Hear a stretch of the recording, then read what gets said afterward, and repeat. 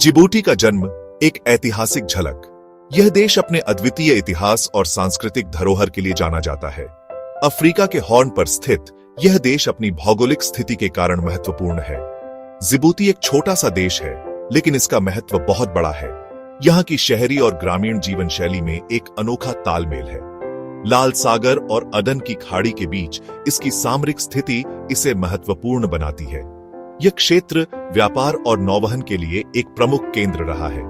प्राचीन काल में यह क्षेत्र विभिन्न सभ्यताओं का घर था। यहाँ के पुरातात्विक स्थल इस बात के साक्षी हैं। यहाँ व्यापारिक मार्ग स्थापित थे, जो इस क्षेत्र को व्यापारिक गतिविधियों का केंद्र बनाते थे। ऊंटों के कारवां इन मार्गों पर चलते थे। अरब व्यापारी यहाँ मसाले और अन्य सामानों के लिए आते थे। यहाँ के बाजारों में आज भी उस समय की झलक मिलती है। इस्लाम का आगमन 7वीं शताब्दी में हुआ। यहाँ की मस्जिदें और इस्लामी वास्तुकला इस बात का प्रमाण है।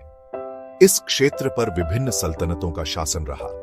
इन सल्तनतों ने यहाँ की संस्कृति और इतिहास को समृद्ध किया। फ्रांसीसी उपनिवेशवाद ने 19वीं सदी में दस्तक दी। फ्रांसीसी वास्तुकला आज भी यहाँ के भवनों में देखी जा सकती है। फ्रांसीसी सोमालीलैंड के रूप में जाना जाने लगा यह क्षेत्र। इस उपनिवेशवाद ने यहाँ की सामाजिक और आर्थिक संरचना को प्रभावित किया। आजादी की राह फ्रांसीसी शासन से मुक्ति। 20वीं सदी के उत्तरार्ध में अफ्रीका में स्वतंत्रता की लहर दौड़ पड़ी। जिबूती भी इससे अछूता नहीं रहा। 1970 में एक जनमत संग्रह के बाद जिबूती ने फ्रांस से स्वतंत्रता प्राप्त की। यह एक ऐतिहासिक क्षण था। हसन गोल्ड अप्टिदोन पहले राष्ट्रपति बने। आस्था का संगम जिबूती के धर्म। जिबूती एक बहुधार्मिक देश है। यहां इस्लाम प्रमुख धर्म है। मुस्लिम आबादी का एक बड़ा हिस्सा सूफी परंपराओं का पालन करता है। ईसाई धर्म देश का दूसरा सबसे बड़ा धर्म है। यहां कैथोलिक और प्रोटेस्टेंट दोनों संप्रदायों के लोग रहते हैं। जिबूती की संस्कृति अपने पड़ोसी देशों से प्रभावित है।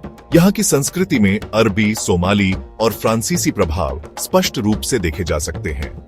यहाँ का भोजन अरबी, सोमाली और फ्रांसीसी व्यंजनों का मिश्रण है।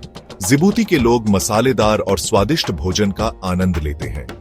चावल, मांस और मछली मुख्य खाद्य पदार्थ हैं। इसके अलावा समुद्री भोजन भी यहाँ के खान पान का महत्वपूर्ण हिस्सा है। लोग पारंपरिक पोशाकें पहनते हैं।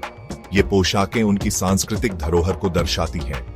पुरुष अक्सर लंबी, ढीली ढीली कमीजें और पतलून पहनते हैं। ये कपड़े आरामदायक और मौसम के अनुकूल होते हैं। महिलाएं रंगीन कपड़े और स्कार्फ पहनती हैं। उनके परिधान उनकी सांस्कृतिक पहचान को मजबूत करते हैं।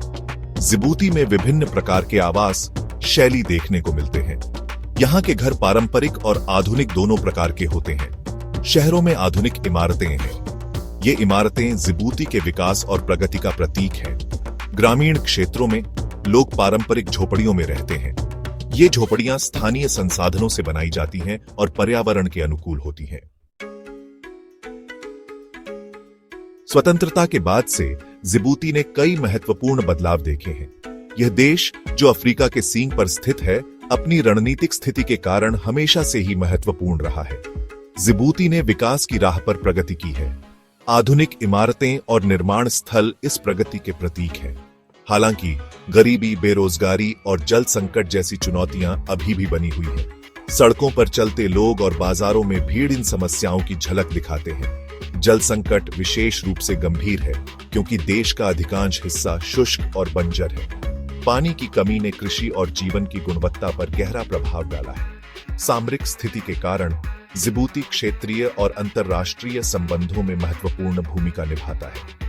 इसका बंदरगाह और हार्बर इसे व्यापार और सैन्य गतिविधियों के लिए एक महत्वपूर्ण केंद्र बनाते हैं। देश का भविष्य इन चुनौतियों से निपटने और अपनी क्षमता का उपयोग करने की क्षमता पर निर्भर करता है। सामुदायिक एकता और सहयोग से जिबूती एक उज्जवल भविष्य की ओर बढ़ सकता है।